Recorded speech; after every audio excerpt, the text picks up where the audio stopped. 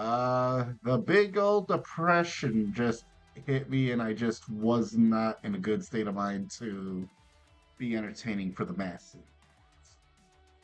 It'd be that way. Sorry, guys.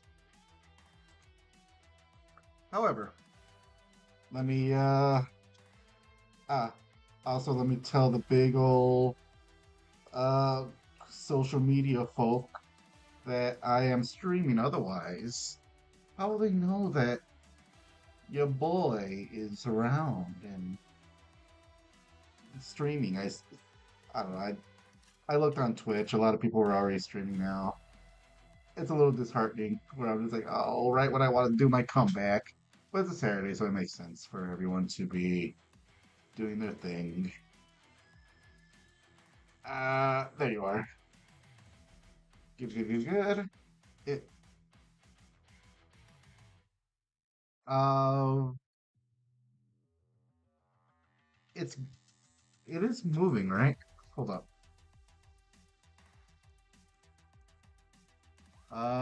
What's going on? Hold the fuck up. Wait, did it freeze again? I remember I tried playing this game before and hold up, how's this? Okay, because it's not showing on fucking YouTube. How's it looking on my on fucking Twitch? Hold up. Oh my fucking god. This game just doesn't want to be fucking streamed. This is some bullshit.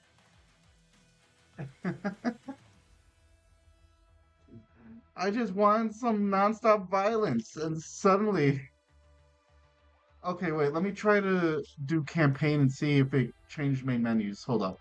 Okay. Is it moving? No. Fuck me. Are you serious? Wait. It's showing on this screen though. Okay, let me go back to the game. How's it? Okay, so is it still showing? Is no, it freezes whenever I go to the game itself. When I leave the fucking when I go to like one of my side menus, like and leave the game, it starts activating and then it'll switch menus and shit. This is so fucking stupid. This is a dumb fucking problem to have. Okay, I'm gonna fuck around with the settings. Maybe there's something going on there. Display, VSync on, uh, POV, weapon, camera. I don't know what gamma is. Custom. Okay, is it HUD control, gameplay, accessibility? Let's see. Screen, death flash, micro, vehicle perspective, weapon, enemy highlight. No, no accessibility control of the HUD. Is it something in the HUD? Good lord. Okay, I might actually have to. Okay, just because it was showing it working when I was doing like my test recordings, but I didn't realize when you start streaming, it just wouldn't show anything. Because yeah, I'm not even on the screen that's showing on stream right now. So, but if I switch it over to my like my editing pro, but like my streaming program, it's gonna switch over. Look, I'm gonna let's see. Yeah, there you go. So yeah, there's something wrong with the fucking game itself that won't let it stream. Oh, good fucking god, this is such a fucking pain in the ass. I'm sure it's something. I'm sure it's something on my end because usually I'm very dumb. I'll say that I'm a very dumb person. God, I just want some action-packed shooting. Is that too much? Is that too much to ask? Because I'm not really in the mood for Sleeping Dog right now.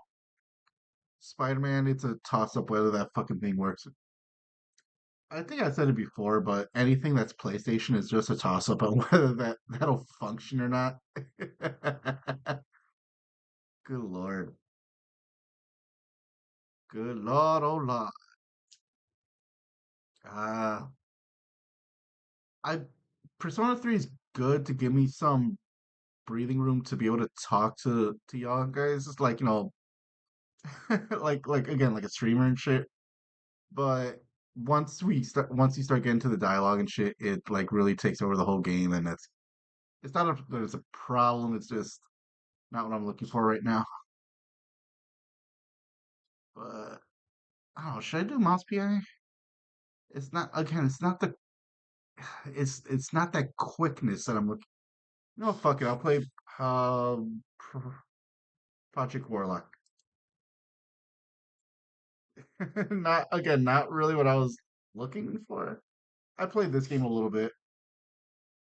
Um, it's it was a good game. Like I played like a level or two of it, so I never got far, which is good for the purposes of giving like you guys the fresh stream experience.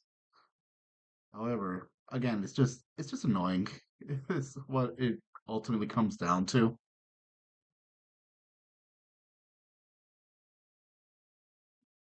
But where are you? Oh, there you are.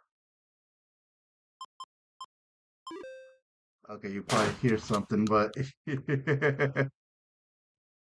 probably hear something, but it's just like okay, it's just uh, okay. I hate when it does that. Let me get rid of Turbo Overkill. And sauce. I need to add the sauce. Okay, Turbo Overkill is still going for some reason. Haha.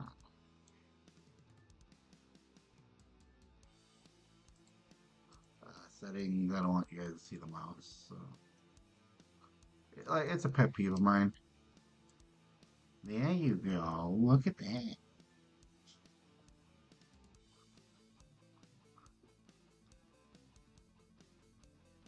And it's not too loud. So, what the hell? Okay, there we go.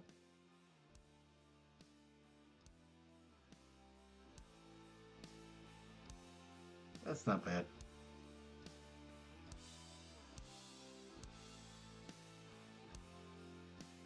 All right.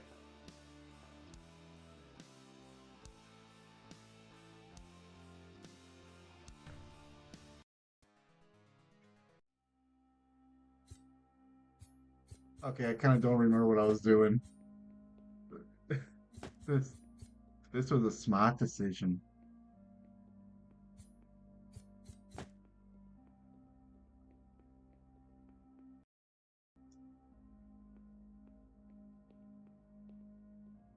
Press interacts. Okay, don't have any perk points.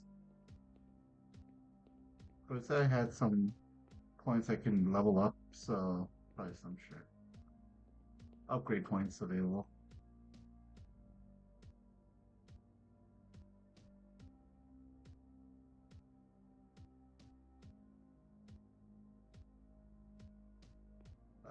I'll probably save up.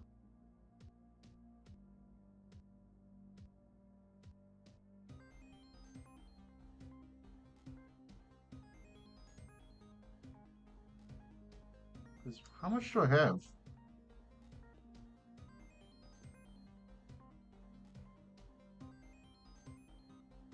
Okay, so I got one. What weapons do I have?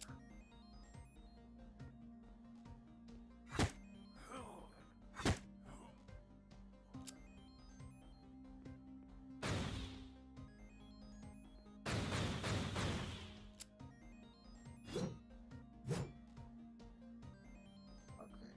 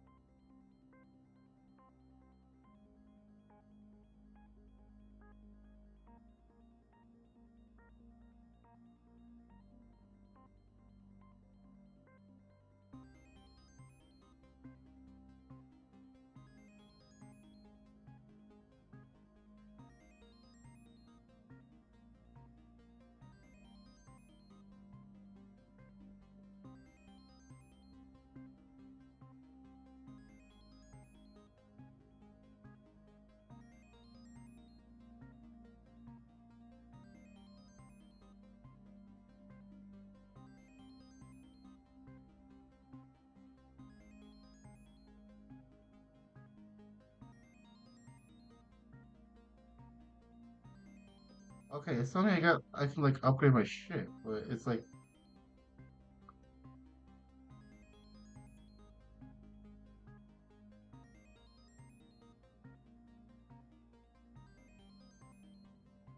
yeah, I can't upgrade my shit. Yeah, they're available. I just don't have enough to do anything.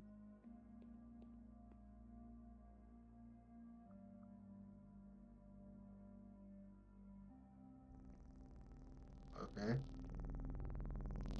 Get psyched.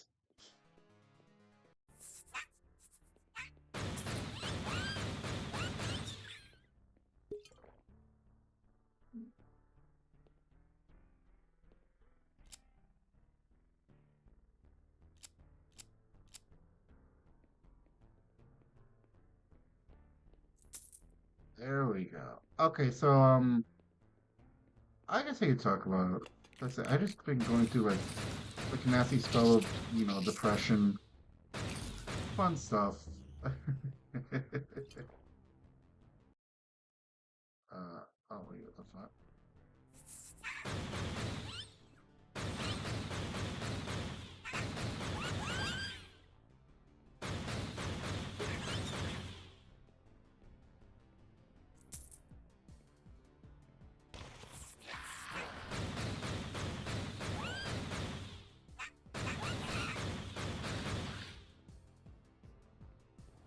Shit.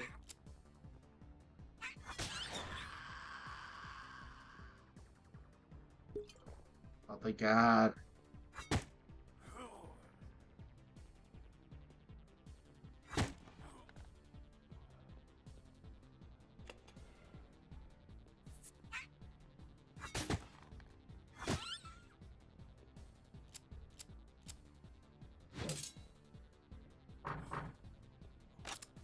So that's not.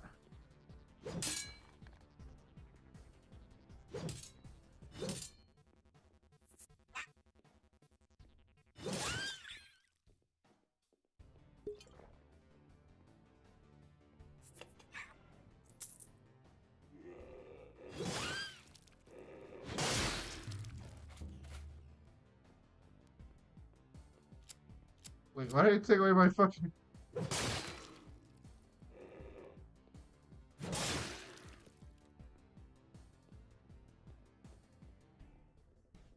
Yeah, this is one of those games where you gotta hug the wall to kind of figure out like, wait, god damn, that scared me.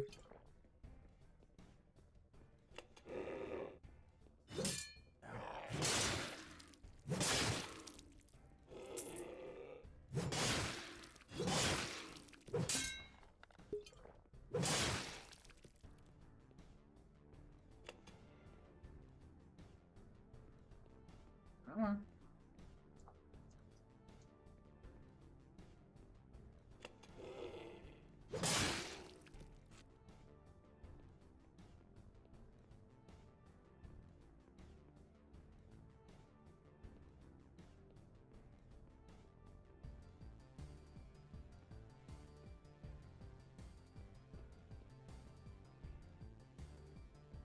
Again, it's when you know there's something around.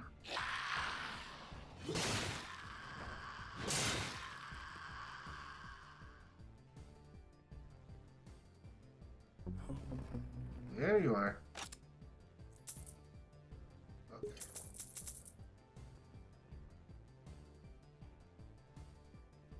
That's how I make your mother.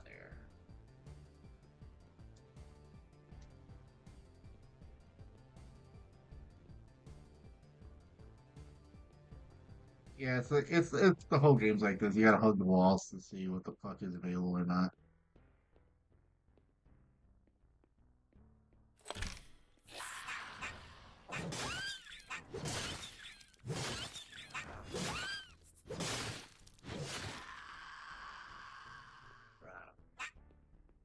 Oh wait, what the fuck?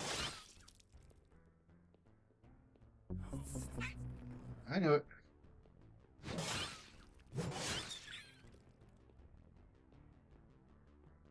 All right. Yes. Ooh.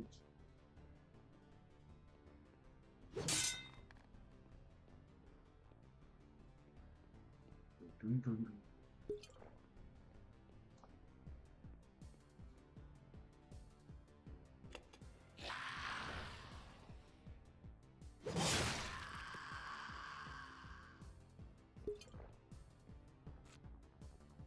Ooh, treasure.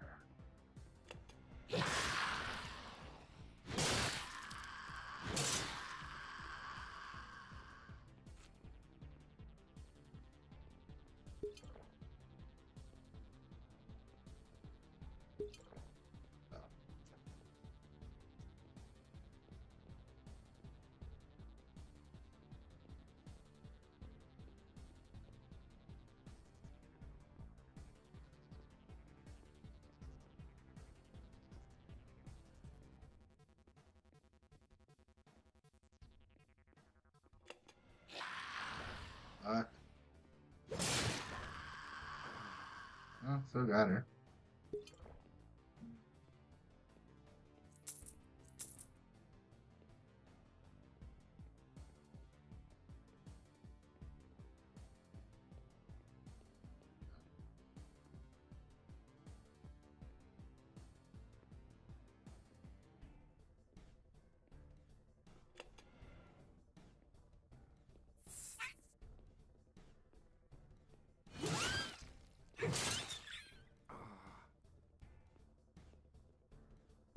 Wow.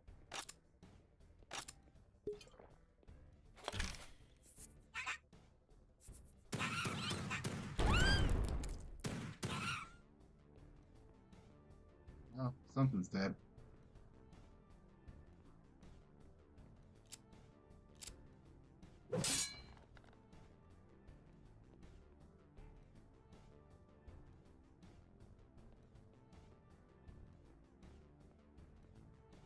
Come on, come on.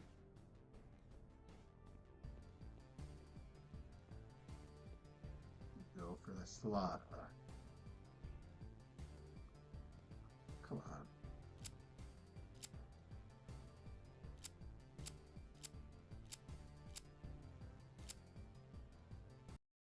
Okay.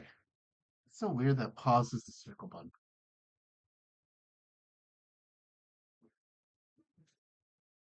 Sorry, had to finish off that energy drink.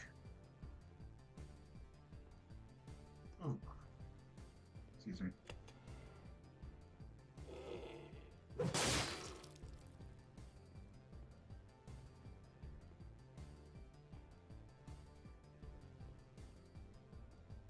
Oh, that's so weird. The fact that there's nothing else here. Did I pick up like the yellow key? Not real. Yeah, no, I didn't think so.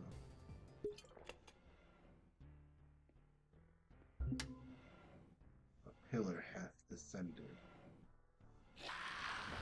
Shit, shit, shit, shit.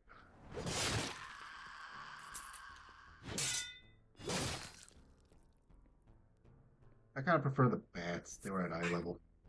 I spoke too soon.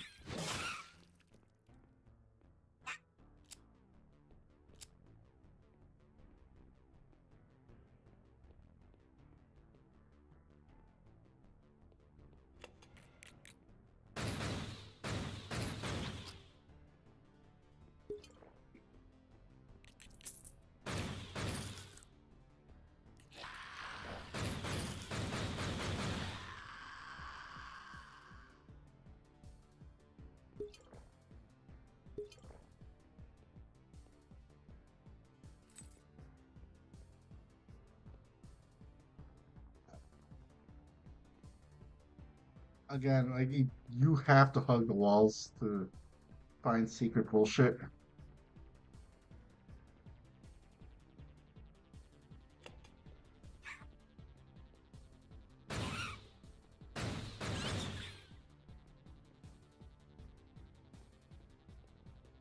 Yeah.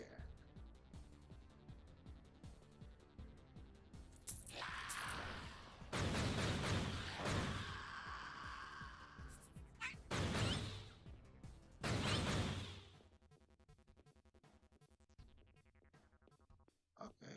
Can I go back down through here? Or is that my only way down? Yeah. Good lord.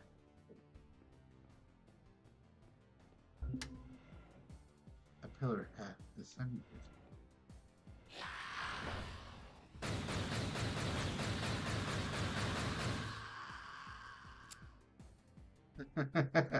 It kind of had to be that way. What was that one?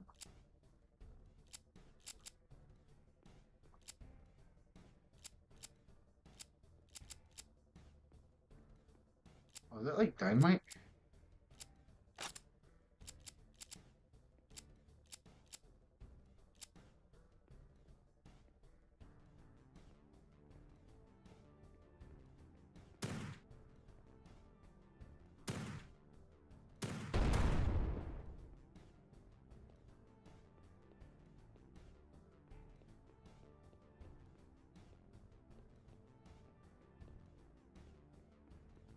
Did I leave anything for me to have later?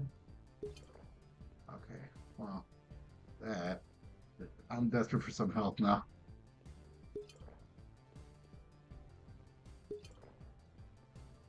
That's all good. Not really what I'm looking for, though. Okay, this is where I began. This is where I fell.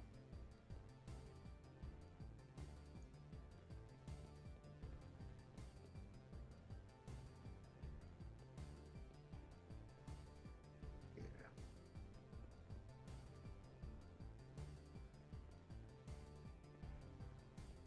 Right now, I'm just exploring. Don't think too lowly of me.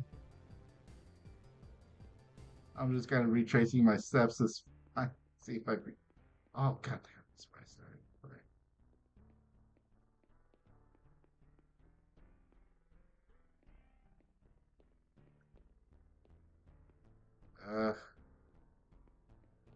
Okay.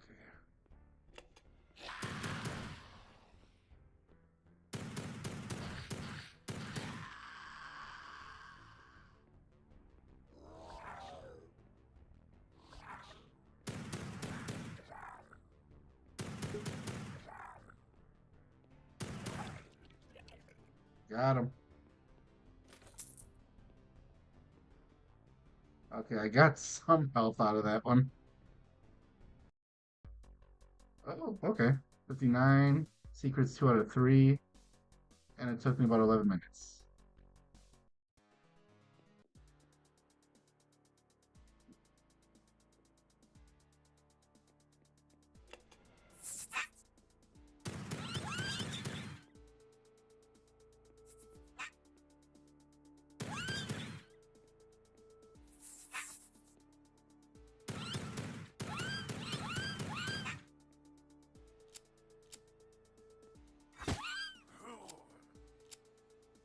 This is a lot quicker.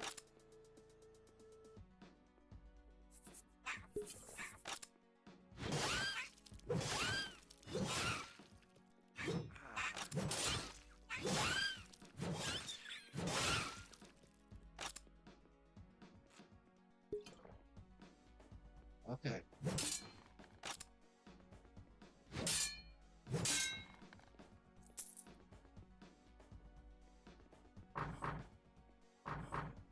Okay, I got 2 doors here, so.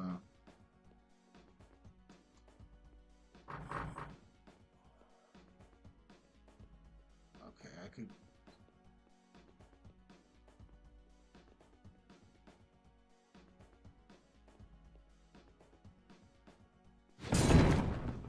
That's so.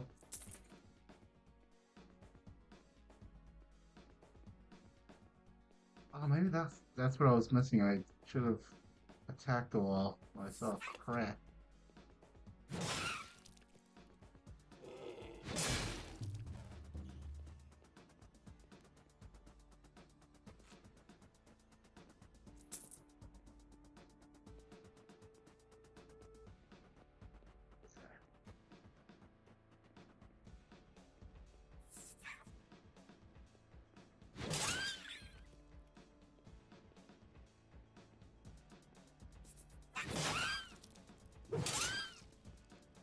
Got him.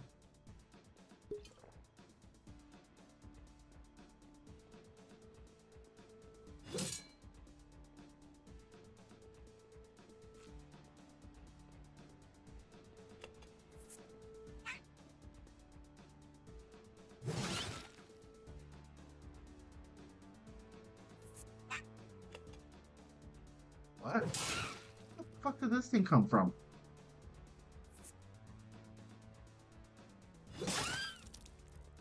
Killed it.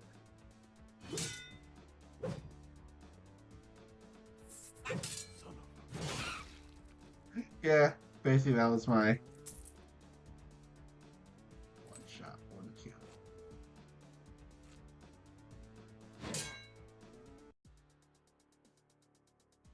Oh, did that like hurt? What the fuck did I step on? When I go near that fucking thing, okay.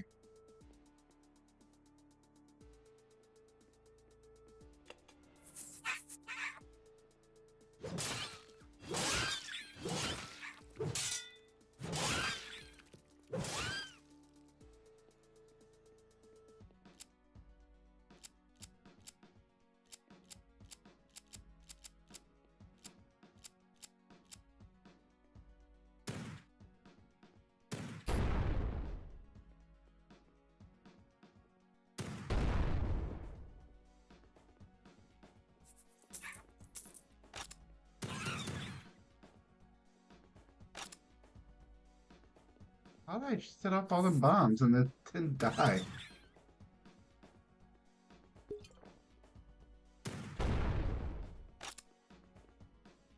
Okay.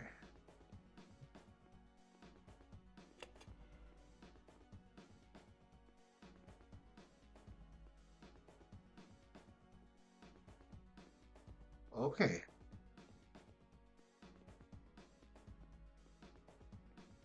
Uh,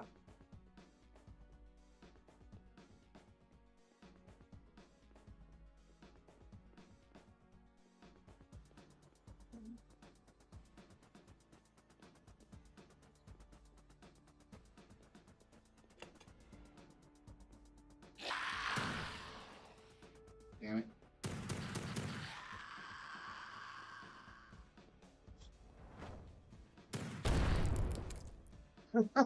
I like the fact that they pushed the barrel for me. Really worked my favor here.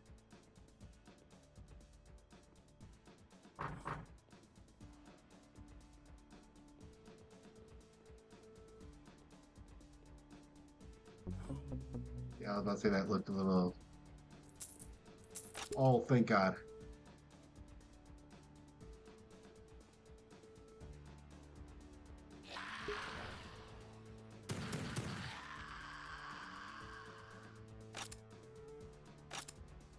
All right.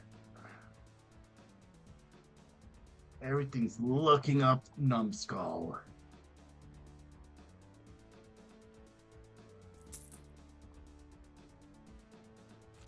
So I didn't have like a whole bunch of stories to tell you while I was gone. I'm not that. I don't live the most exciting life, unfortunately for both of us. It's basically like family drama and that no one gives a shit about. And just, should I leave my house today? And then I sit for 50 minutes debating the fact of whether people hate me for not answering my phone all the time.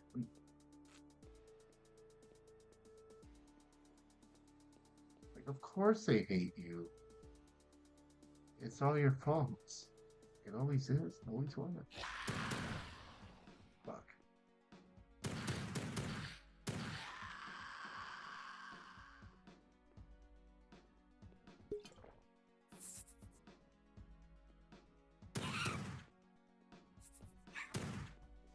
Oh, there.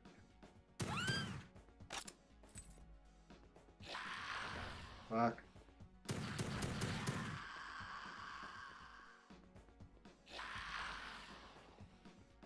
Come on.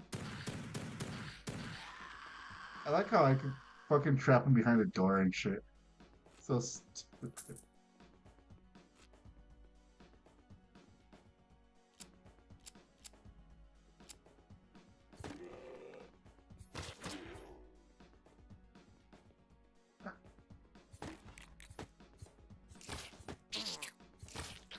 Come on.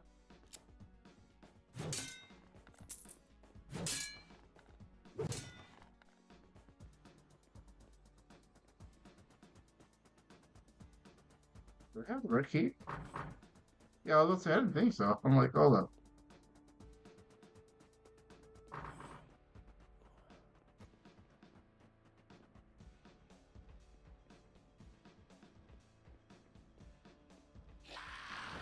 Fuck.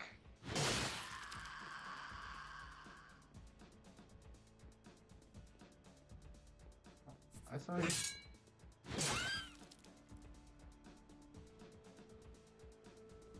I didn't know where they came from.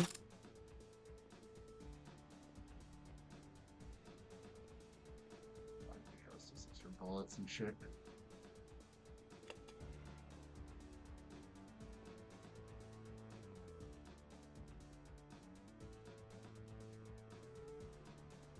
Oh, now I'm starting to get a little lost.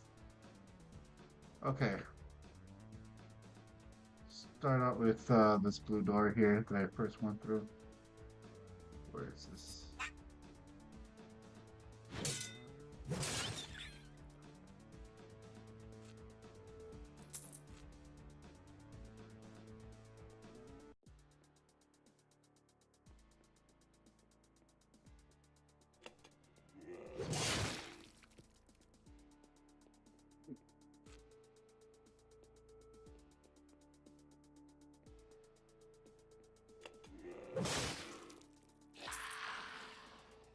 Okay.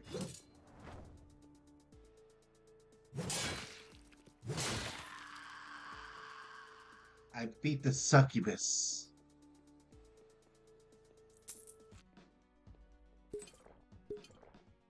Oh, thank God. Hey, I'm in the courtyard again. Okay, but okay, I have all the keys now. I just went through that door. Oh no, you don't.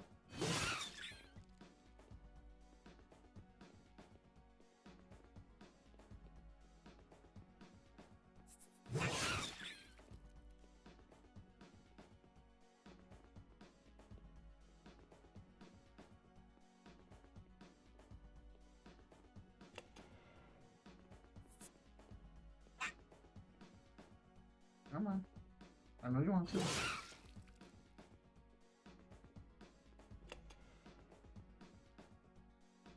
Oh, I just kind of worked backwards on that one. Okay.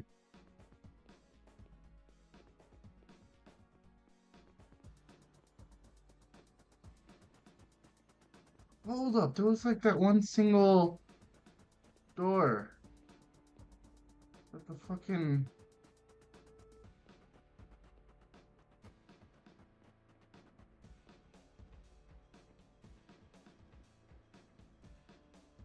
Okay, wasn't this one? This one just looks. Oh, not. Oh shit! Now I am lost.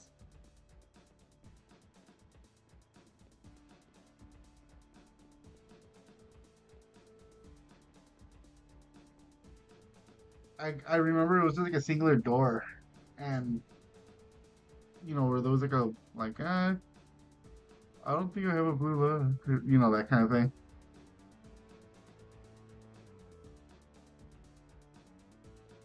Over here, might have been on the side.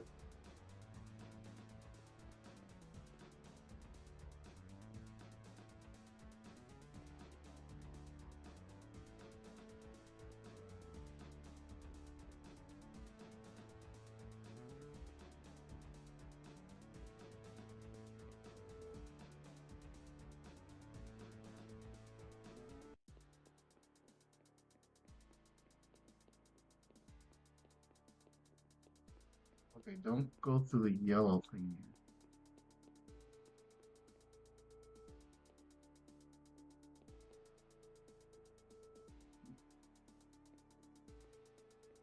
It was.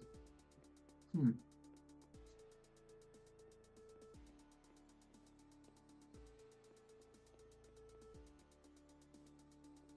Yes. Okay, I gotta seriously use my map now. To not get lost myself.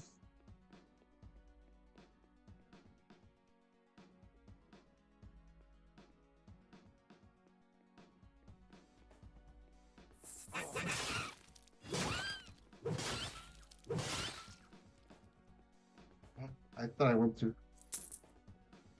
Okay, scared the fuck out of me, but shit.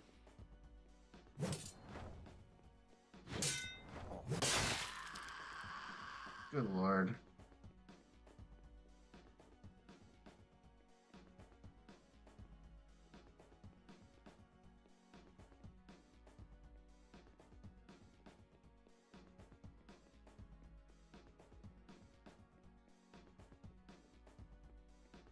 Okay, I gotta stop fucking around.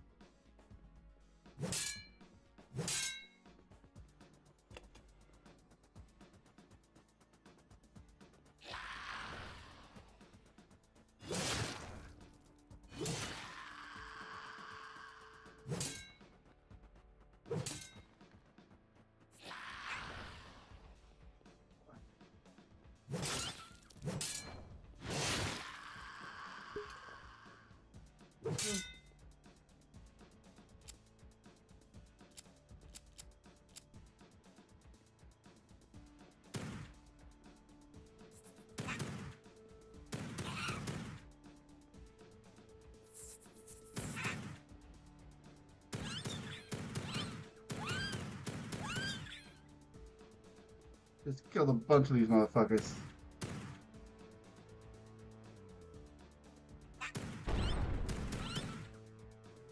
What the fuck blew up?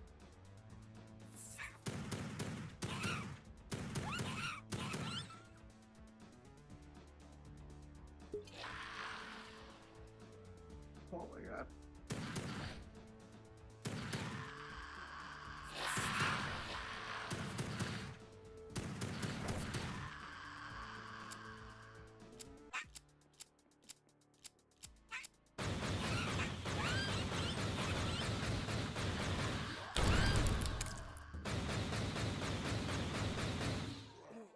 Motherfucker.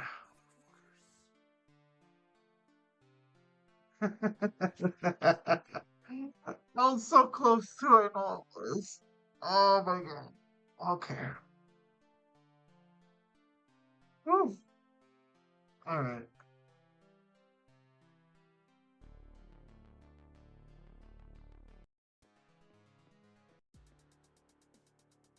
Oh, am I starting from? Oh my god. No, no, no, no. I'm sorry. After all them fucking kills. No, man. Good lord. Okay. I forget with these types of games, there's no save system. Okay. Or even, yeah, like checkpoint system or something. Fuck.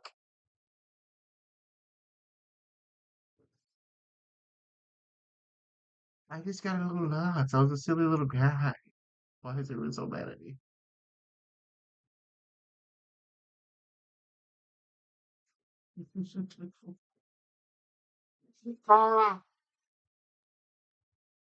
Okay.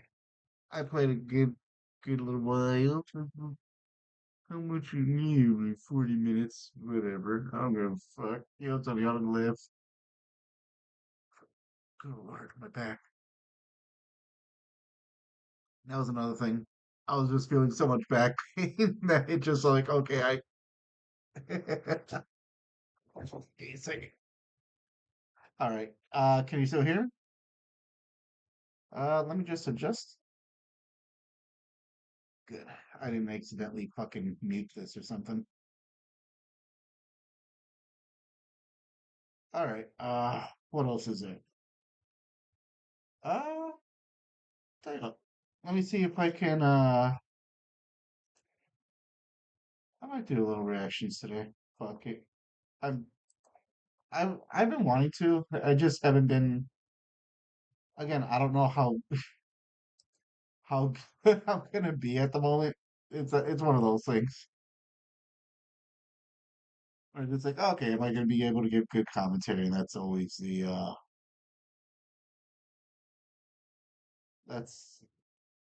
that's always like the first thing on my mind is like, okay, will I be able to add anything to what I'm talking about? And just my last few streams, either I've been fucking clocked the fuck out, or how do I put it? Or the audio quality just wasn't that good that day for one reason or another. It's just I just haven't been happy with them. Like like and all like stop right there. I just haven't been happy with the fucking quality of my own commentaries and boy, what the fuck? Arcane cost 250. Jesus Christ. Okay. No, I just saw something just like, oh yeah, the first season of Arcane was $250 million. I'm like, wait, what? I'm like, okay, I'll probably watch it later. I don't know. I don't know what I want to do right now. I could say, I could, hmm, let's see. Again, I'm just trying to gather some videos real quick for my, oh, my computer froze. Oh, no. Okay, good, good, good, good, good. No, not my fucking watch history. Piece of shit. Uh, okay, this could be okay. Yeah.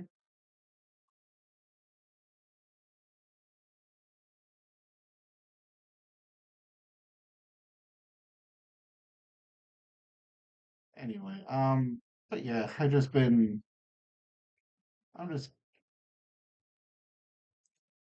I don't know. Again, I just been in this weird depression loop and just like body pains that I might be connected to it. I don't know, but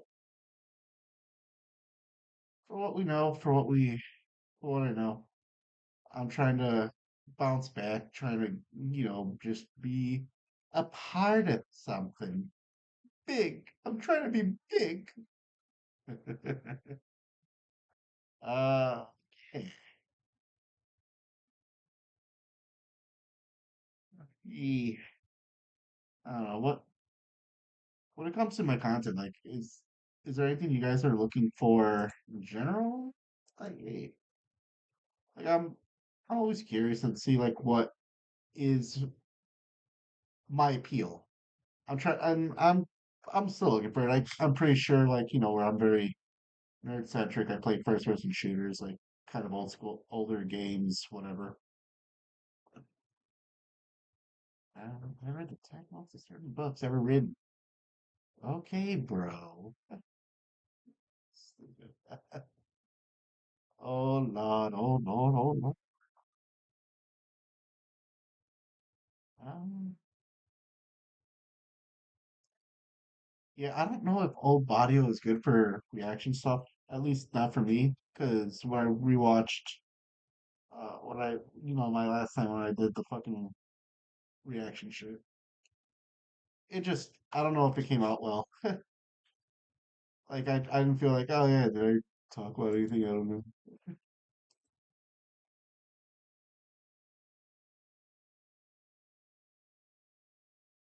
I don't know what else. Yeah,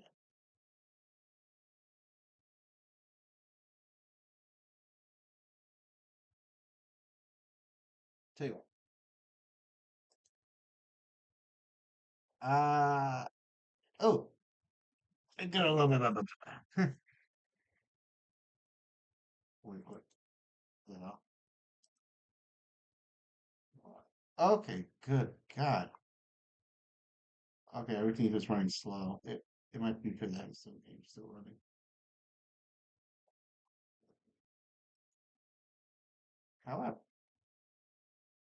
However, in fact, to my uh, dumbass Shapiro impression, in fact, you're gay. That's your fault. Yeah. Update problem control. Yeah, I think this is my guy.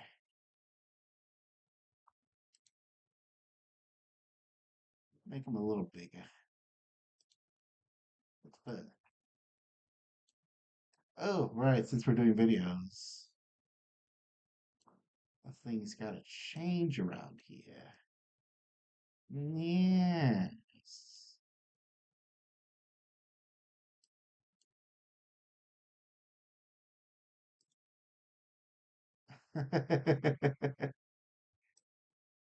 Of of course, of course.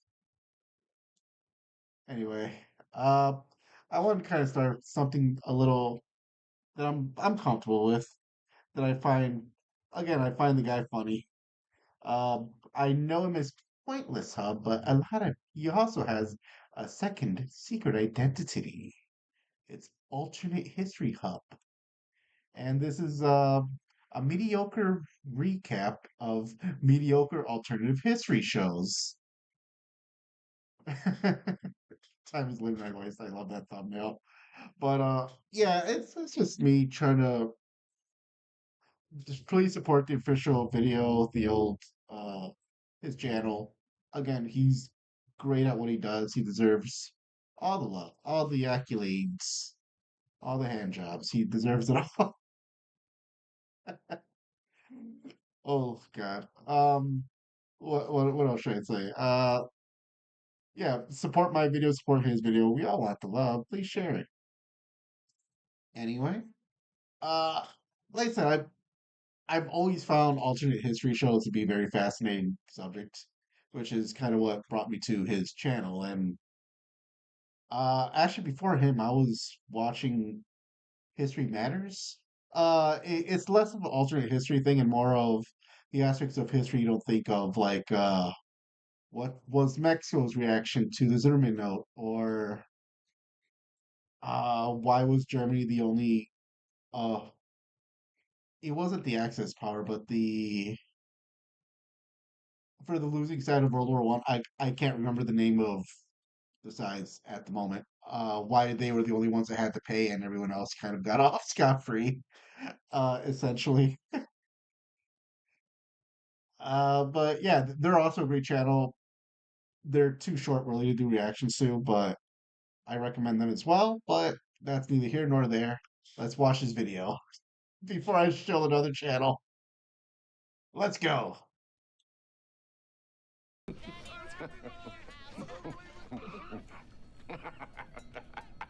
And this is a show for children. Oh, Fringe. Alternate history, at the end of the day, is just a genre of fiction. Liar! The same type of subgenre like steampunk or grimdark. Yeah. Like any subgenre of science fiction, it's a fancy way of saying, look at that, that's certainly not how things turned out. Whee! While alternate history fiction for many years mostly consisted of whatever Harry Turtledove decided to slap together, over the last decade or so, alternate history has left the pages and gone onto the biggest screen of all, streaming services. Since there's been such a revolutionary explosion in alternate history shows lately, as in like 5, I wanted to talk about them. I was about to say, yeah, Man in a High Castle, that's like the most famous one. I tried getting into it and I want to like it, but I just could not get invested into the story or the world they were painting. It was just, I found it to be very dull, unfortunately. I usually don't mind sit down dramas, but my parents also couldn't get into the show, and my dad also is a big old fucking nerd. So, and he's also the same opinion that like, yeah, he tried more times than I did actually. He said he tried getting into it 3 or 4 times just because it's such a rich subject. And his whole thing is like, oh, maybe it's just a slow start and it gets going, and he just could not get into it. I tried maybe 1 or 2 times before I kind of gave up on it. But anyway, let's see what Cody has to say about it. Because I wasted a lot of time watching them, and need to have that payoff somehow. Think of this as a recap/review. If you're super interested in watching these shows, there will be a lot of spoilers, so you're warned. Trust me, this is saving you time.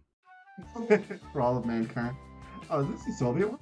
Remember how Neil Armstrong landed on the moon and said, "One small step for me, one big hop for thee? Well, in this Tim Apple TV original, that didn't happen, and instead the Soviets land on the moon first. Oh no! Space! While this doesn't seem like it'd be the most interesting premise, which I thought so too going into it, I have to say this bold take. It was fine. The Soviets land on the moon, and not only does this act as a wake-up call for the US and NASA, so before we go back to work, it's time to be pissed.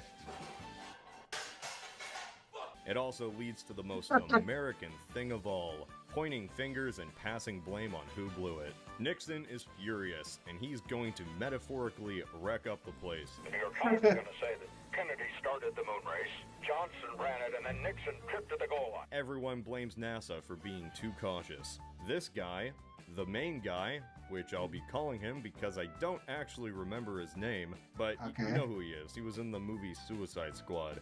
He played Will Smith. Main guy blames himself and NASA for not landing on the moon a month earlier. There's also subplots with a bunch of other people I don't really care about, so let's move on. The general atmosphere at the start of the season. So what do you like about this show, dude? I love how it's just breezy through like it. a failure hanging over everyone's heads. And it spurs NASA to make sure this isn't the end of the space race. Oh no, baby. This ain't the end. It's just the start. Where do you go after the first man? Lord. A moon base. Going into this, I kind of expected it involved the US fighting the Soviets on the moon somehow. I don't know why, but the trailer gave it that vibe. The show isn't really about that at all, or even the competition with the Soviets. The main antagonist is just NASA pushing its own limited 1970s technology, and the results go just about how you'd expect, while the Soviets just sort of taunt in the background. A Soviet is not even on screen until near the end of the season, because main guy kidnaps him. But don't worry, that's not a violation of international law at all. They work together. See, they're good. As for the alternate history elements, the Apollo program continues throughout the 70s, creating a base called Jamestown near a crater on the southern half of the moon. As much as this just sounds fascinating, really most of the season is main guy being stranded on the moon because NASA keeps bungling sending more people to relieve him. Now, for some of you, this might pique your interest in summation, but trust me, after 10 hours of content, this was really the most important stuff that occurred. Most of the show is just a melodrama about dealing with being an astronaut, and really could be any other historical space show you've ever saw. Okay, that's Your brain sees first a duck, a rabbit, and a duck again. It always comes back to the duck. Oh, rabbit fringe. Oh, okay. Wait. Alright, hear me out. Fringe is indeed not a pure alternate history show. I was about to say, like, I thought it was just like a psychic dude. Typical alternate history fiction, since it takes place in our world. Unacceptable. But let me explain. Fringe was a network show from the mid-2000s created by J.J. Abrams and Alex Kurtzman, who would never go on to make anything horrible ever. Yeah. Season 1 begins like any typical network cop show you've ever seen 1,000 times, but it has a bit of a twist. The crimes are weird. The main cast is a part of the Fringe division, who investigates Fringe cases. Clearly, it's brilliant. It's amazing. Great idea. All you have to know is it revolves around three main characters: Olivia Dunham, a typical FBI agent who's cold on the outside but shows emotion from time to time; Peter Bishop, who's introduced as this swarmy roguelike who does deals in war. But because I watched a little bit of Fringe. So basically, the relationship is Mulder and Scully from X-Files, where she's like the non-believer, like, where she's like the cold facts person. He's like, but I want to believe. And his father is thrown in there for a majority of the episodes, who's kind of like the crazy old man caricature. It's a fun time. War zones, It's a fun which they time. never really talk about again. And Dr. Walter Bishop, a crazy scientist who is best suited to dealing with these fringe crimes.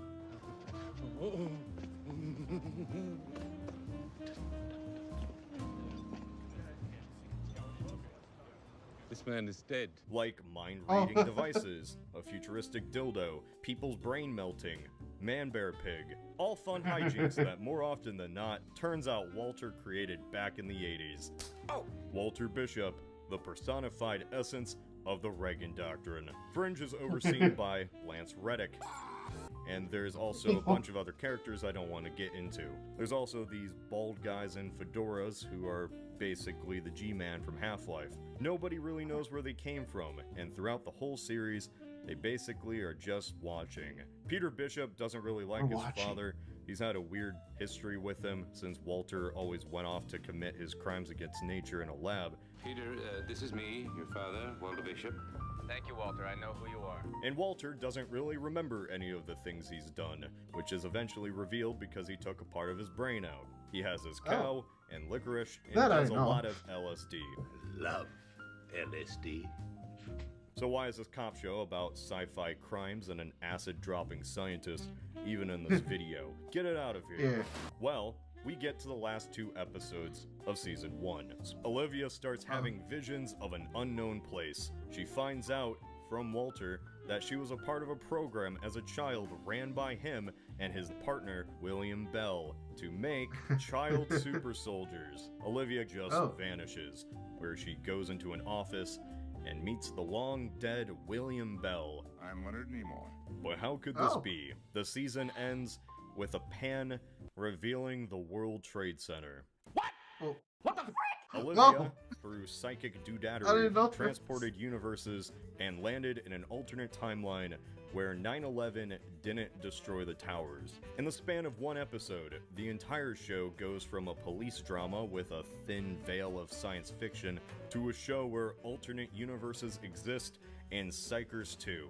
And it's one that Walter knew very clearly existed this entire time. Because he's been doing some shenanigans, I'll tell you what.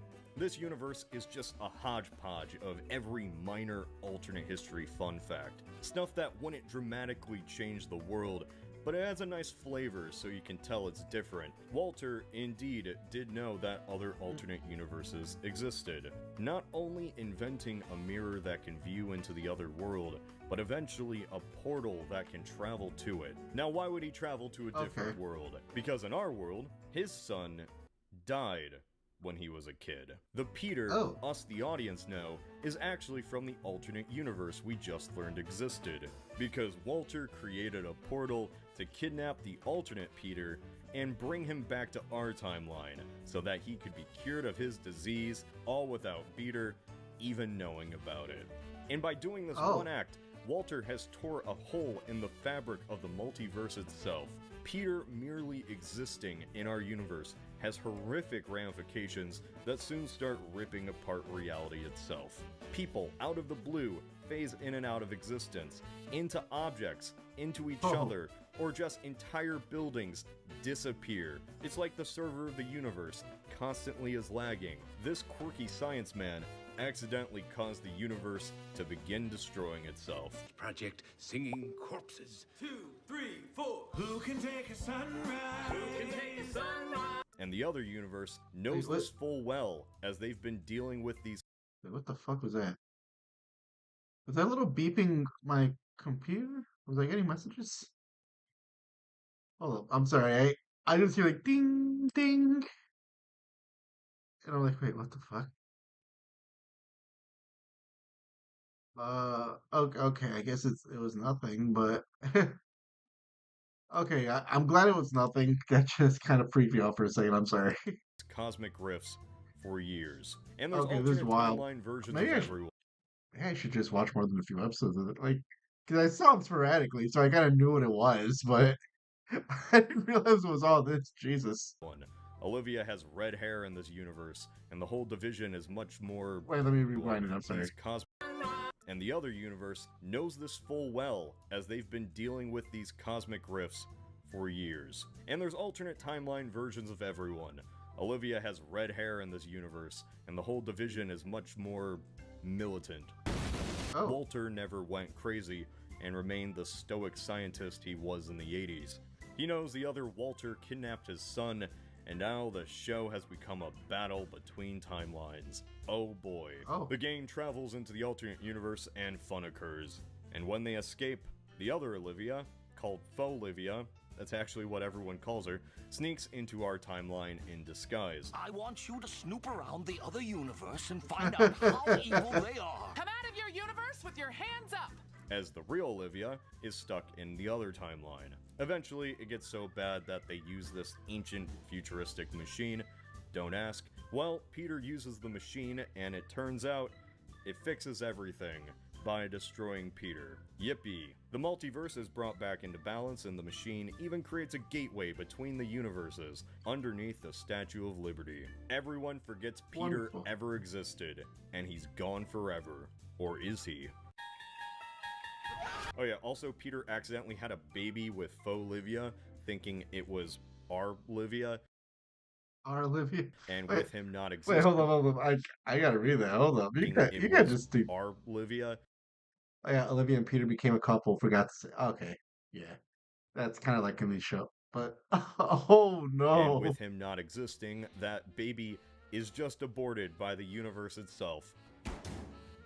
He never exists, and nobody ever talks about it again. Peter is a ghost phantom thing. Nobody knows he existed, and the only memories Walter has of his son is accidentally killing him 20 years ago when he tried to cross a lake and failed. But don't worry about it, he comes back eventually. Season 4 is just a joy. It consists of William Bell, who died in the alternate universe. I forgot to mention that. He continues to exist in between universes as a ghost and literally a bell. He wants to use Olivia's psychic powers to destroy all of reality so he can create a new reality populating it with fun little animals and without those pesky humans on an actual ark floating in the middle of the ocean. But then that gets foiled by just shooting Olivia in the head. Don't worry, she heals herself. I forgot how she could do that. Season 5 just goes full anime time skip.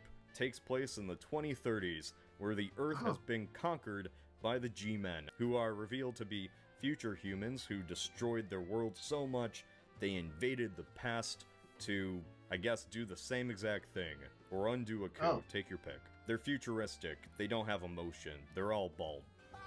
That's your backstory. You've seen this before. It turns out, after the events of the previous 4 seasons, Peter and Olivia, the real Olivia, had a child, and everyone was happy. And then they had their lives absolutely destroyed, forcing the Fringe team to amber themselves, awaiting to be unfrozen to finish the fight. Season 5 becomes an entirely different show where there are no more random crimes, but instead it's a resistance plot against bald people. Peter and Olivia's daughter is killed. I don't know why I'm not watching the show. Jesus, it sounds out of pocket as shit. Give me a second, let me get some water. I'm sorry.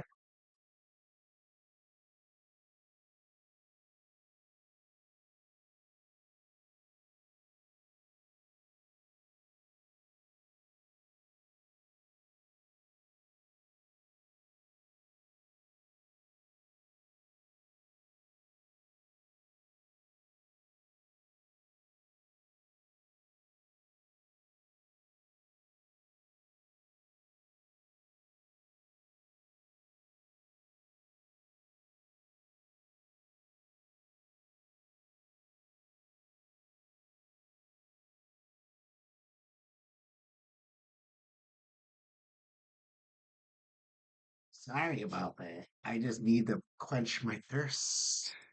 So he goes on a rampage using a futuristic mind chip he ripped out of a guy's skull. By the end, Walter goes into the future to save humanity using this bald kid who will somehow change the future and prevent the Watchers from ever becoming a thing. Yeah, the show ends with a reset, going back to 2015, and as all they know, he just disappeared, and nobody will ever know what happened to him. So I know this sounds stupid on paper, but I would not expect a show that took such a detour in its final season. I'll see you in space. To have such an emotional kick in the gut. Our boy Walter finally gets to redeem himself by pulling the ultimate sacrifice. So yeah, Fringe is a network cop show that ends in at least 3 alternate universes being created, future bald humans invading, and an ending that wrapped up emotionally better than any modern show today. Wouldn't have packed a bottle of raw... Milk. Yeah, I said it. Wow, those certainly are some alternate history shows. Yeah. But you know what would be an interesting show? One where everyone lived in a timeline where their information may be at threat online. Well, guess what? We do already. We get it. You're going to say. NordVPN, this video sponsor. Oh boy, With oh Nord, boy, oh you boy. can protect yourself. Smooth transition. Thanks, buddy. NordVPN is handy, not just for protecting yourself online, but maybe you just He don't does like have the the options voice for for one of these old timey ass. on streaming sites. By using this link in the description, nordvpn.com/althist, and use the code ALTHIST, you can get 68% off a 2-year plan. Plus, viewers can use this code to get 1 extra month of NordVPN for free. Not to mention their 30-day money-back guarantee. Pick from their thousands of servers in 60-plus countries to remain sneaky on the internet. It's quick, simple, and an easy preventative measure from those kids calling in the SWAT teams. Just go to nordvpn.com/althist and prevent the dystopia that is our modern world from creeping inside. Get back to the video. I wonder who that was. That was his Only girl. watch this because if I didn't, The people plot would be against him. asking about it. This is based on a 2004 novel which has one main change. Charles Lindbergh wins the presidency in 1940 against FDR. This is actually a very short series, only 6 episodes, so I'm going to give it a very unfunny recommendation. Let's talk about the stupid Nazi show. I'm gonna be honest, the only reason this isn't a full video is because if I had this be the main topic, YouTube would probably demonetize me. Boy in the Tall Tower is one of the main books people Boy in think the Tall about when Tower. they think of alternate history as a genre. The Axis powers won World War II. Germany and Japan split the world amongst themselves. Italy got, Japan split what? the world amongst themselves. No one took this area for some. Yeah, that's a large ass area. They're just leaving. Italy got a free coupon to Papa John's, I don't know. And North America has been divided between the Reich in the east and Japan in the west, with the Rockies providing a neutral zone. Being one of the most popular alternate history novels, it's not a shock that it got a show on Amazon Prime starting in 2015. And I will admit something, up until last week, I did not see this show ever. I just wasn't interested, and even though I saw the pilot at Comic-Con all those years ago, they didn't give much detail on the events of Season 1, but it sounds like Season 2 is a real possibility. I didn't feel like paying for Amazon Prime. And then I did, Yeah, fair and I enough. still didn't like it. The plot revolves around Juliana Crane getting past a banned piece of propaganda by her resistance member sister. In the book, it's a book, but in the show, it's a film reel showing a reality where the Axis powers lost World War II. Now, I know people have problems with the realism of the scenario, but Germany and Japan couldn't have won the war, and they certainly didn't have the resources for that. And that's true, but since this is based off a Philip K. Dick novel from the 1960s, Sounds like someone breaking in. this isn't really about realism. It's just about, hey, cool setting, So the gripes I'm going to have about this fair show enough. has nothing to do with the historical accuracy of whether this premise could have happened, because no, of course it couldn't have. My gripes come down to one thing. How do you have a high-budget show about a Nazi America and Japanese West Coast and somehow make it so damn boring? My entire career is based on a subgenre of alternate history, and yet I struggled to get through this show. Even season 1 and 2, the ones people say are the good part. Don't get me wrong, there are interesting elements, but they are strung together by scenes where nothing happens outside of talking. That's kind of my problem with a lot. He brings because I'm reading the goddamn thing right here. Like all the scenes are brown and gray. That is a serious fucking problem I have with like streaming service shows, like from Netflix to Amazon to. I really haven't seen that much on Hulu, but I like something about their like their videographers, like like this like I don't know what's going on. Like they're afraid of color. I don't know, man. It's just so dim and gray and. While you get like it's not that you don't get interesting shots. It always just seems like it was shot like on a mid-cast day. It's just It's just not good. Oh my god, I hate looking at new And television. that talking is about doing something that 5 episodes later they sort of do. This is every season of the show. 90% talking about a plot, 10% something happens. People have described this show as a slow burn, but it's not. It's someone forgot to put another log on the fire, the flame was snuffed out, and another match has to get lit to get the fire going again. Repeat this for 4 seasons. So first off, what are the positives? I like how Berlin looks. There is a nice nod to Atlantropa in Season 2. They paid me to go see the pilot. I don't think I've actively disliked a character in recent memory more than Juliana Crane, an average woman who is given a film by her sister who tells her to go into the neutral zone to deliver it before that sister's gunned down by the Japanese. Juliana watches the film and just knows she has to do something. So she buggers off to Carson City, leaving her boyfriend Frank to deal with the secret police himself. Sorry, Frank. Hope nothing bad happens to your family that the Japanese kidnapped to get information that you don't have. She meets up with this nice guy, Joe. Hello, Joe. Whoops. Turns out at the end of the episode, he was a Nazi all along. If you've seen the first episode, you know Juliana's character. She constantly makes brash decisions that turn out to ruin the lives of everyone she comes into contact with. Then after doing so, has the miraculous power of failing upwards because she is temporarily valuable to people in charge. Someone on Twitter said she was a Mary Sue, and I would have to disagree. Mary Sues are actually good at something, and people unrealistically like them for no reason. You gotta deal with it! Juliana sucks at everything, and is hated by not only the Nazis and the Japanese, but even the resistance people she's supposed to be helping out. Okay, rant about Jewel Vape over. She's hated by the Nazis, the Japanese, and the... pretty in line with the book in the broad... That is some wild-ass work to be hated by everyone. I'd watch it if I knew I wouldn't fall asleep through it. It's my review.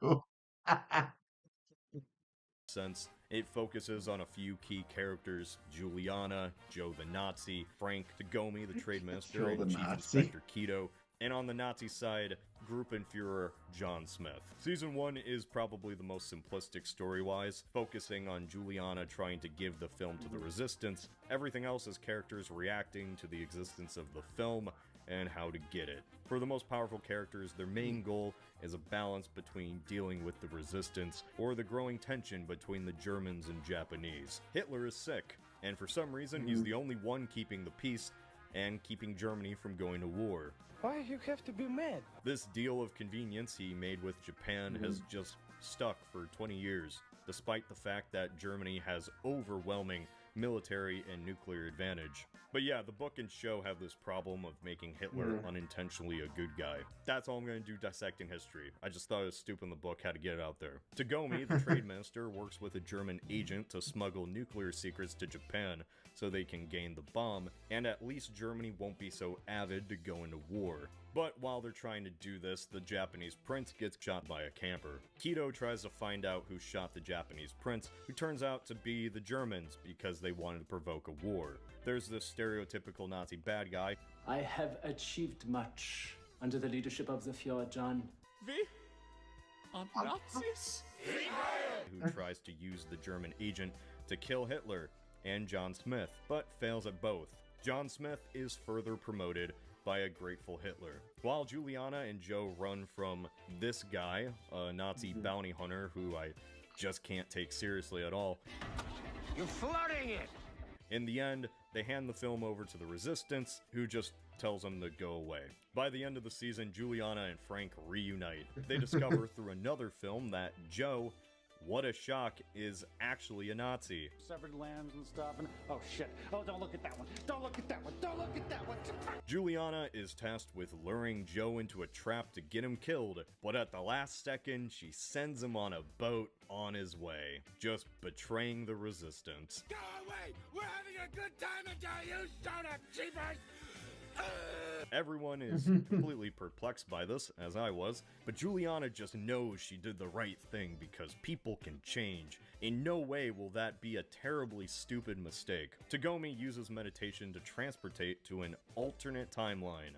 Our timeline. One where America still exists, and it's the Cuban Missile Crisis. Wait, what? Yeah, so the show just kinda has this happen, just like another show that I previously talked about. Suddenly established that the multiverse exists and people can travel between them. Anyway, season 2. Juliana meets the man in the high castle. There he is. Ain't he beautiful? I actually do like him. He's just a guy that made a fake alternate history fan film if the Axis lost the war, and people just started sending him real films from another timeline. Wait, is he? Oh no. Anyway, of course the Resistance isn't going to tolerate Juliana. I didn't see that again. He? Oh no. Anyway, of course the Resistance isn't going to tolerate Juliana just sending Joe on his way, so they tranquilize her, put her in a trunk, and this causes some commotion, leading to a Resistance member dying. So what does she do? Well, she flees to the Reich, of course, to find Joe, and also another guy who she saw in a picture. In reality, I know she's trying to prevent San Francisco from being nuked because she saw it in a film, but still, this is the main face of the show, and she just keeps ruining people's lives. The rest of her story in Season 2 is in the American Reich, where she's taken in by John Smith, meets his family, and he could kill her at any time, but he just wants to see what she'll do. We focus much more on the home life of John Smith, his wife, 2 daughters, and older son, who's just an American good old boy, as in a brainwashed fanatic. The Fuhrer? Very good. Justice is a divine right, guaranteed for all and determined by the Fuhrer. He wants to serve the Reich to the best of his abilities. Uh-oh, kiddo. Turns out he has a disease that can't be treated, and by Nazi ideology, he'll have to be gassed. This, of course, won't do for John Smith and his wife, so they do everything in their power to make sure nobody finds out. But the kid finds out and intentionally turns himself in to get gassed anyway. Okay, in the show, it's meant to be the sad moment. I know this is terrible, but I was kind of laughing. That's okay. That's a wild ass. I know I'm not commentating a lot, but I'm just like, okay, it's like, I'm glad I didn't get invested in the show. I'll say that. It's funny because I don't know him. As for everyone else, Tagomi figured out how to stay long periods of time in our world. Frank does really nothing. The main plot revolves around Hitler dying and Germany blames it on Japan, preparing for war, but Tagomi in the last second transports back with some film of test bombings in our timeline. And John Smith in the nick of time uses it to convince Himmler that the Japanese have the bomb and it's not worth going to war. Oh yeah, Joe was there too. He had a subplot in Berlin where he met his long-lost dad, who turned out to be a high-ranking Nazi, but is then thrown in prison because it turns out he was the one who poisoned Hitler, and Joe is thrown in for good measure.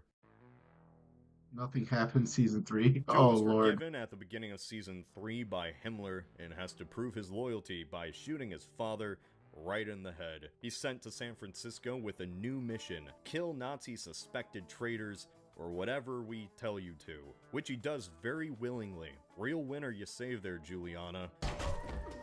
John Smith is now whatever that is, and for his loyalty, he has been placed in charge of all Nazi North America. By this point, my eyes are glazing over because nothing is really happening. Apparently, a lot of people can travel between universes, and they call themselves travelers. It becomes the main focus of the show. The Nazis blow up the Statue of Liberty because they want America to start at year 0. Juliana talks with Tagomi and learns that in the other universe, he is her father-in-law. Joe tries to assassinate him. Juliana tries to give him one more chance. What a shock. He was a Nazi bad guy all along. It only took 3 seasons.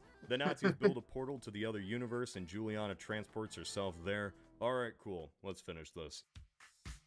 Wacky Time, Season 4. There's a machine that can travel to other universes. There's different versions of the other characters on the other side. John Smith in our timeline is an insurance salesman who took in Juliana after she crossed over. She's friends with his alternate family. Smith travels to our universe after their John Smith is killed by Nazi agents that he sent over to kill Juliana. Alright, it's just Fringe with Nazis. That's all Season 4 is. There's a machine, alternate people fight each other.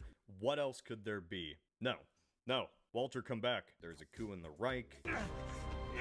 And the new Fuhrer allows Nazi America its own independence as John Smith becomes the ruler of it all. Even with absolute independence, Smith still wants to invade the States to reunite America since the Japanese pulled out of the West Coast. Apparently all it took was some bombings, and they just leave. John Smith, by the end of the season, reveals his greatest plan of all, to kidnap his son, who died in his universe, and bring him back so he can survive. He just wants to pull a Walter. Like, what is happening? Did this copy Fringe? Okay, what else happens?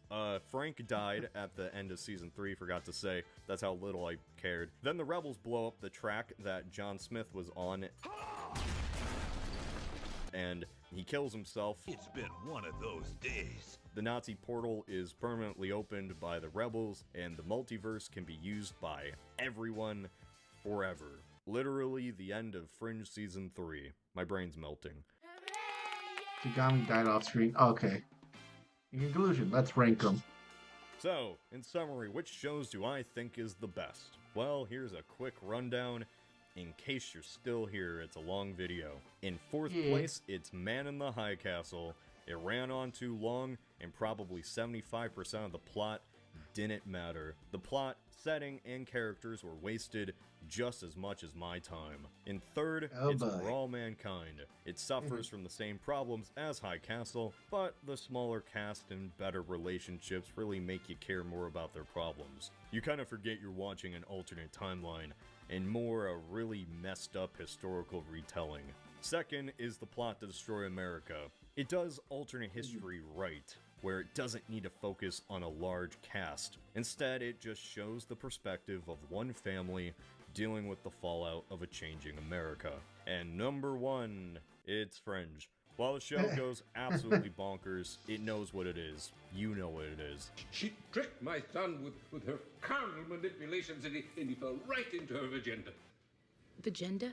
And the development of each character's arc is incredibly satisfying. For a network show from 10 years ago, it took what could have been a standard cop show with sci-fi elements and twisted it into a multiverse-spanning plot. Somehow the show actually drains you after watching, even if the events are pretty far out there. I know this probably isn't every single alternate history-ish series that has ever existed. There's a ton of older shows that touch on alternate history like Sliders or Quantum Leap, but perhaps that's a later video. Who knows what the future of alternate history on TV will bring? Perhaps we'll see new and bright creators bringing their own visions to the small screen. I'm not talking about the Confederate series. Oh, you too. Oh, god damn it. They were like the guys that took over Game of Thrones, I think. Anyway, that was a mediocre recap of mediocre alternate history shows. That was fun. My eyes glazed over a little bit. Oh no. Yeah, nah. Not surprising, but that's just, I have to be honest, my head did glaze over a little bit, especially the Man in the High Castle stuff, and a little bit of Fringe, but that's just, you know. Anyway, go subscribe to him, go show him love, go make love to him.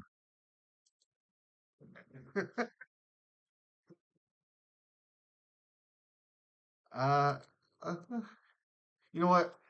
Let's watch some American gangsta movies. I'm kind of okay, so this is, I never watched this guy, so I'm curious on what they have. It is The Third Floor Flat. American gangster movies that put the rest to shame. I'm pretty sure this is like a list video, especially with the way this is all broken up. I'm going in blind, but you know what? I'm ready to have some fun. All right, go support the original video if you like it. Support me as well. I would like it. All right, let's get this show on the road. And blah. Today, we're putting together a list of the best American gangster and mafia movies ever made. 17 titles. No ranking, comparing them doesn't really make sense. Okay, Let's start with a Ridley Scott film. Loosely based on the real story of Frank Lucas and Detective Richie Roberts, yes. American Gangster pulls together everything that works in classic gangster cinema. A sweeping... Yeah, this had some great scenes, great acting from oh my god. Holy shit, his name just left me. Denzel. Fuck me. No, it's like I said, it's a good movie. I do recommend it. It's not my favorite gangster movie, but it does seem the most down to earth compared to some of the other ones that are kind of like how should I put it? They kind of glorify a bit more than they should. Anyway, let's see what this guy's got to say. Saga-like structure. Gangsters placed firmly at the center of the story. A neutral, unsentimental look at how they think and operate. Unfiltered violence, and just enough humor where it actually belongs. Naturally, plenty of details were reshaped for dramatic effect, but the core rise and fall arc remains intact. Frank Lucas, a mid-level criminal, rises rapidly through the underworld after setting up a heroin pipeline from Southeast Asia into the United States. By eliminating rivals and anyone who stands in his way, he comes close to the top. But in a police force riddled with corruption, there's one determined cop who sets out to bring the operation down and identify the man behind it. Lucas is played by Denzel Washington, brilliantly as expected, while the cop is played by Russell Crowe. I know a lot of people didn't like it when it first came out. Maybe expectations were just too high. But it's a must-watch. There was no way Francis Ford Coppola's Godfather trilogy wouldn't make this list.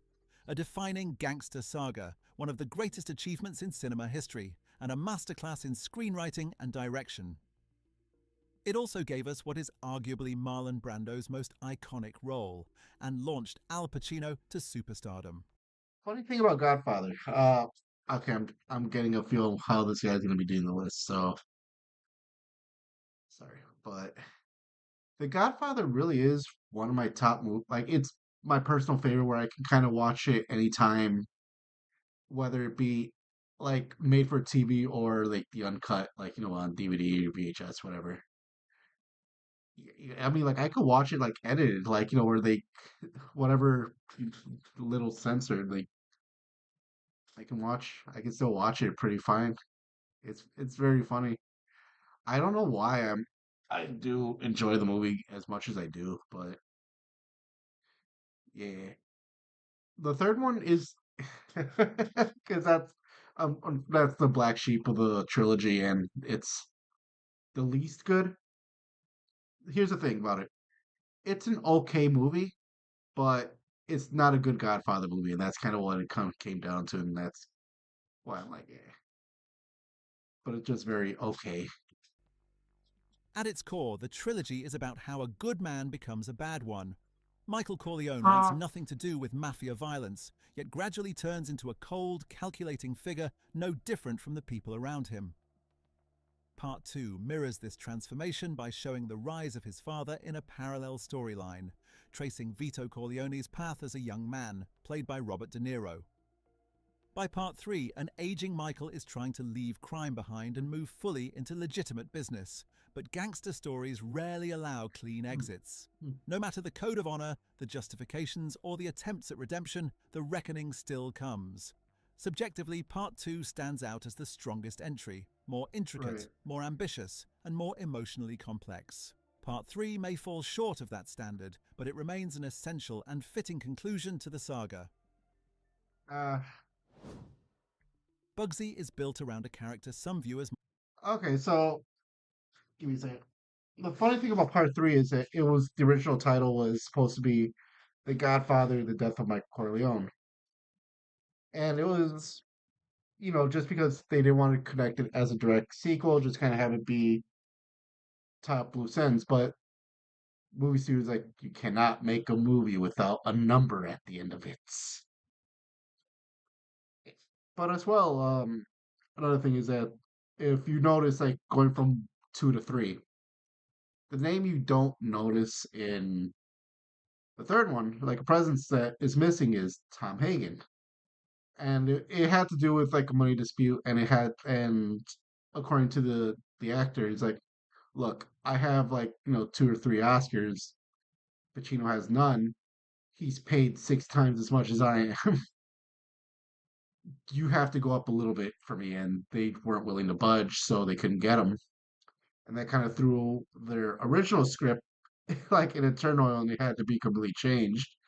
The original script being a civil war within the family, which would have been Tom Hagen and Michael Corleone, like between someone who's a true Sicilian, a true descendant of Vito Corleone, and Tom Hagen, who's a spiritual son of Michael Corleone and actually carries the heart for what it means to be a Corleone. And so just the different sides taking different, you know, different people taking different sides. And for Michael's part, it kind of goes down to the wire of he lost two brothers, he killed the last one.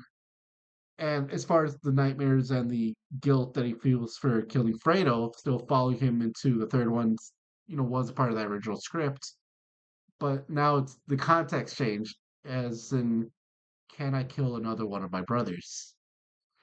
And the fact that we never got that movie, it's still fucking like I punched the air. Like fucking Poison the Hood. Oh god. Such a waste. Might remember from The Godfather, where he appeared under the name Mo Green. What? Here, Bugsy Siegel, born Benjamin Siegel, the fuck happened? Takes center stage. He was a real historical figure who got involved in organized crime at a very young age. According to legend, he helped shape the early image of Las Vegas as a glamorous gambling destination. The film focuses on that dream, the idea of building a city of fantasy with mafia money. Siegel, played by Warren Beatty, comes across less like a ruthless criminal and more like a romantic visionary. That's where Bugsy finds its distinctive tone. This version of Siegel feels less like a classic movie gangster and more like a man chasing an impossible dream. He was kind of both. You could probably fill this entire list with gangster films from Martin Scorsese's filmography alone. Goodfellas is one of the finest examples of the crime saga format, based on Nicholas Pileggi's non-fiction book, Wise Guy. The story centers on Henry Hill, played by Ray Liotta, a kid who dreams of becoming a gangster from an early age. He falls in with local mob figure Paulie Cicero, played by Paul Sorvino, and eventually teams up with the volatile Tommy DeVito, played by Joe Pesci, and the seasoned criminal Jimmy Conway, played by Robert De Niro. Together, they move deeper into a world that looks glamorous on the surface, but is always loaded with danger. Yeah. Watching this journey is endlessly compelling, largely because of Scorsese's direction. The story itself is straightforward, but the way it's told makes you want to come back to it again and again. The performances are flawless, the film is endlessly quotable, and its influence can be felt across countless crime movies that followed. Another, though not the last, Martin Scorsese film. This is my personal favorite, is Casino. And Joe Pesci is joined here by James Woods and Sharon Stone. Once again, Scorsese is working from a literary source, and once again the story is partly based on real people and real events. De Niro plays a professional sports bettor with an almost supernatural instinct for numbers. There's no one better, so the mafia puts him in charge of running a Las Vegas casino. His operation is protected by his childhood friend, played by Pesci, and the arrangement might have lasted if not for two things. De Niro's character falls for a glamorous hustler played by Stone, and Pesci's volatile enforcer starts feeling that his old friend has gained a little too much power and independence. Like Goodfellas, Casino unfolds at a measured pace, but this time the emphasis is far more psychological. There's more drama, more tension, and more focus on toxic relationships in a world driven by money and crime. Black humor and brutal violence are very much present as well. Notably, after Casino, De Niro and Pesci wouldn't appear together in another Scorsese film until The Irishman in 2019. Yeah. I still gotta watch that one. A rare and fascinating case where Sergio Leone stepped away from the Western and made a gangster epic instead. As with everything Leone touched, the result became a classic. The film tells the story of friends who grow up surviving on the streets of New York, facing not only the problems of adulthood, but the far harsher realities of a criminal life. Bootlegging, robberies, and organized crime become their path to success. But as always, the greatest dangers aren't just external. Betrayal often proves far more destructive. The film is loosely based on Harry Gray's semi-autobiographical novel, The Hoods. Noodles is played by Robert De Niro, while his childhood friends and later criminal partners are portrayed by James Woods and William Forsythe. The story unfolds in a non-linear structure, James Woods moving did that many freely gangster between movies. Noodles' early childhood and his adult years. And over it all hangs the unforgettable music of Ennio Morricone. A cornerstone of gangster cinema and one of the defining crime films of all time. It's also one of Al Pacino's most iconic performances, and something many people forget, a remake. The original Scarface was released back in 1932. That said, I have no problem with remakes, and Brian De Palma's version more than justifies its existence. The film tells the story of a small-time Cuban criminal who arrives in Miami during the Mariel boat lift. In Miami, he builds a dream career in the drug trade. Rising from a street-level hustler to a full-blown boss, Pacino's character doesn't just reshape the world around him, he changes himself along the way. You could say for the worse, but even at the beginning, he was never exactly a model of virtue or restraint. Yeah. In this business, survival means Scarface stepping is over really... bodies, and if you... Okay, I've seen Scarface, and it's just so over the top, so ridiculous that I personally can't help but feel it's a bit overrated.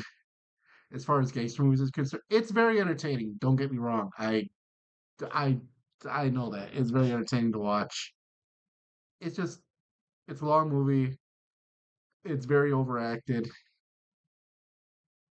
I, I think it's a bit heavy. Like that's just kind of where I'm at with it.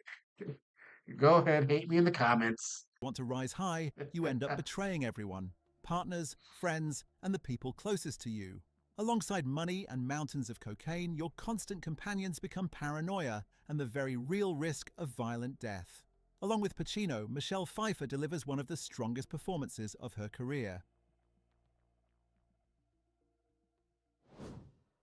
Once again, Brian De Palma. And once again, Robert this De is a Niro, really good one, this time as Al Capone himself. The film follows the team of federal agents known as the Untouchables, lawmen led by Kevin Costner's Elliot Ness, a real historical figure with the film loosely drawing on real events. Ness's team includes a young Andy Garcia and a seasoned Sean Connery in one of the finest performances of his career, and a well-deserved Academy Award. The real challenge wasn't simply harassing Capone or disrupting his operations by seizing a shipment or two. The goal was to put the boss of Chicago's criminal empire behind bars, and that meant securing a conviction in court, which in turn required solid evidence. With witnesses intimidated or killed, widespread corruption among police, officials, and ordinary citizens, and a mafia willing to strike back, not just at the agents, but at their families, the task was almost impossible. To bring down Al Capone, it wasn't enough to be bulletproof. You had to be clever, inventive, and willing to fight the system on its own terms. Carlito's Way pairs Al Pacino with a very curly I've Sean never watched Penn. this one, actually. The story is as old as the genre itself. A former gangster wants to stay former and leave his criminal life behind. But reality has other plans. Old connections, lingering loyalties, and both old and new friends make a clean break impossible. Oh, shit. Compromise your principles once, and there's no real way back. You can probably guess where Carlito's path is headed. This is another successful collaboration between Pacino and Brian De Palma.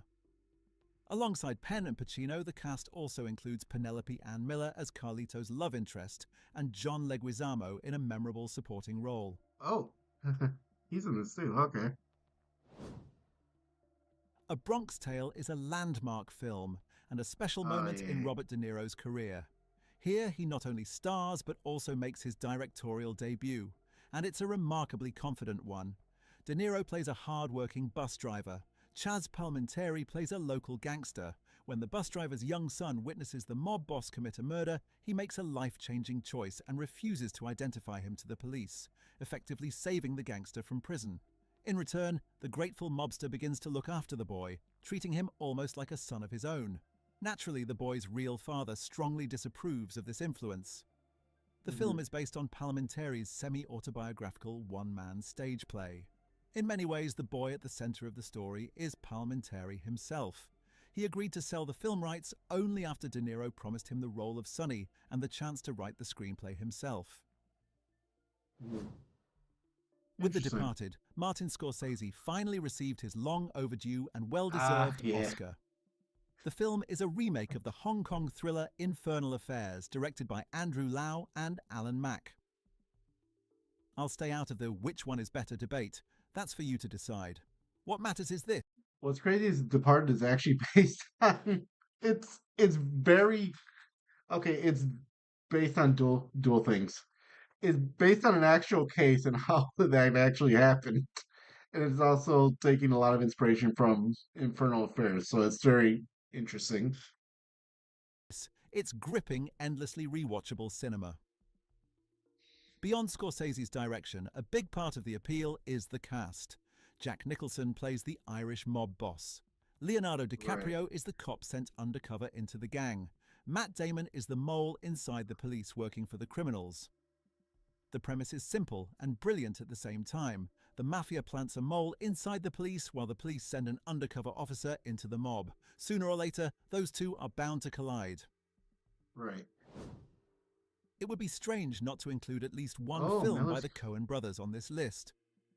Crime, violence, and moral ambiguity are very much their territory, though not always in the form of organized crime. Yeah, I was about to say, they don't do In organized Miller's crime Crossing, like that. however, the focus is squarely on a gang war between Irish and Italian crime factions. Gabriel Byrne plays the trusted advisor to the Irish mob boss, portrayed by Albert Finney. When political maneuvering and personal loyalties begin to clash, Byrne's character finds himself trapped between rival factions. Shifting alliances become a matter of survival, and every decision carries real consequences. Around them, figures played by John Turturro and Steve Buscemi add layers of unpredictability and dark humor. As always with the Coens, the plot is intricate and ironic, filled with sharp dialogue and sudden violence. The film also contains clear nods to classic cinema. The opening scene echoes The Godfather, with a man approaching a mob boss to ask for protection. And later, in a tense staircase sequence, the slow approach of assassins recalls The Good, the Bad, and the Ugly, where danger climbs step by step, almost ceremonially, before exploding. Oh, man. Black Mass is a somewhat underrated crime biopic built on real events. It tells the story of James. It's a very dark movie. I couldn't fully get with it. I'd have to rewatch it to be able to tell you why I just didn't really care for it, but a movie can't be saved by one performance, and that's kind of where I'm at with it. Whitey Bulger, a volatile Boston gangster who was offered a deal that changed everything. Cooperate with the FBI, inform on rival criminals, and in return operate under a shield of protection. That arrangement turns a small-time mobster into something far more dangerous. Cynicism, lack of restraint, and near-total freedom create the perfect conditions for expansion. With law enforcement looking the other way, Bulger evolves from a local criminal into a dominant force in Boston's underworld. Johnny Depp delivers a genuinely unsettling performance. Not just physically transformed, but behaviorally altered. This is a completely different presence from the characters he's usually associated with. Kill the Irishman is yet another film. This is a great movie. Okay. On the other side, Kill the Irishman is so underrated, man. I completely recommend the movie. If you can, go in as blind as you can. I completely recommend this movie. Events. Jeez. And another reminder that real life often comes up with stories no screenwriter would dare invent. At its core is the long-standing conflict between the Italian and Irish mob in the United States, this time centered in Cleveland. The film tells the story of Danny Green, a real-life figure who became deeply involved in racketeering and eventually built his own organization. The violent turf wars that followed led to a wave of bombings that shook the city. Yeah. Ray Stevenson plays Green, giving the character a mix of stubborn charisma. This colloquially kind of became known as the car bomb wars, just to let you guys know. There's a reason why the drink over here in Chicago is still called the Irish car bomb.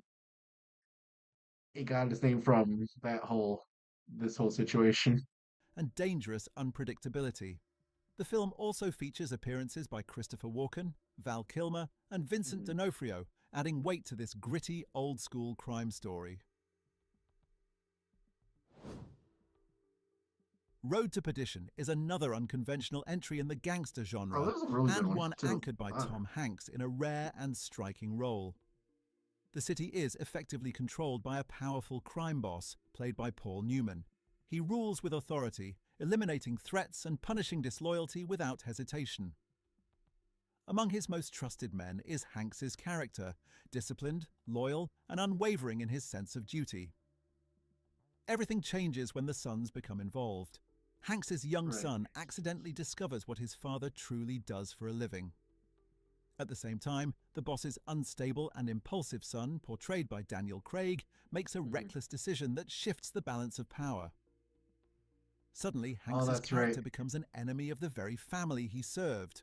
The organization turns against him, sending men, including a cold, methodical killer played by Jude Law, to hunt him down. But this isn't just a story about mob rivalries or violent reprisals. It's a film about morality and consequence. After years of killing in the name of loyalty, Hanks's character begins to understand the cost of that life, especially for his own child. His only goal becomes protecting his son from inheriting the same fate. Because of that, Road to Perdition feels less like a traditional gangster saga and more like a deeply personal tragedy. And that shift makes it far more haunting.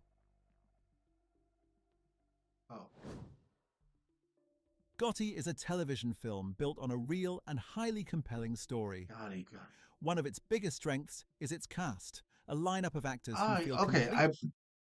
I haven't watched this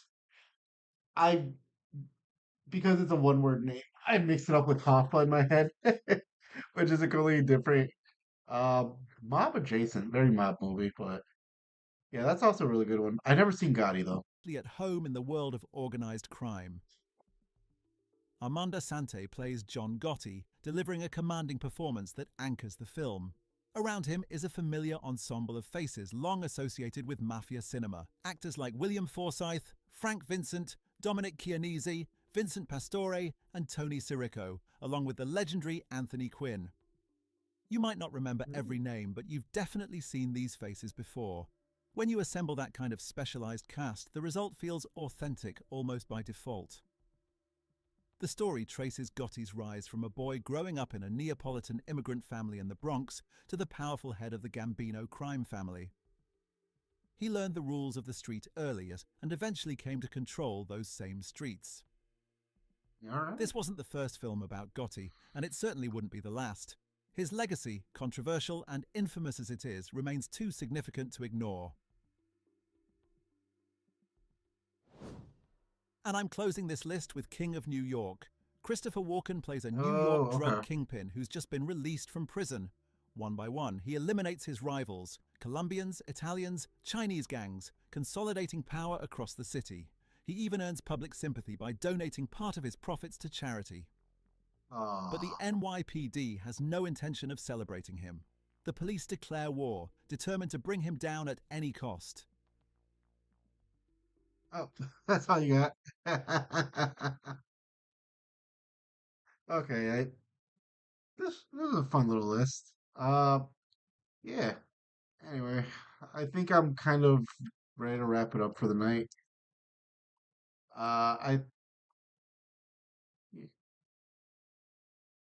Wow, I'm really scatterbrained right now. I'm sorry. But yeah, I'll see you guys around. It's good to kind of get in the motion of things into the, again, just kind of get in the flow of things again.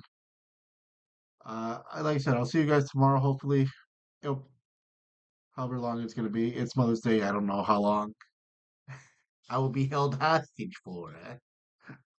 It's all good, man. Anyway, I hope you guys have a great night. For anyone that's able to celebrate, I wish you guys have a happy Mother's Day one way or another. Whether you're able to celebrate with your paternal figure, or whether you are a mother. Who knows? Maybe I have more girls watching than I realize. Anyway, uh, have a great night. Have a great evening. I'll see you tomorrow. Yeah. And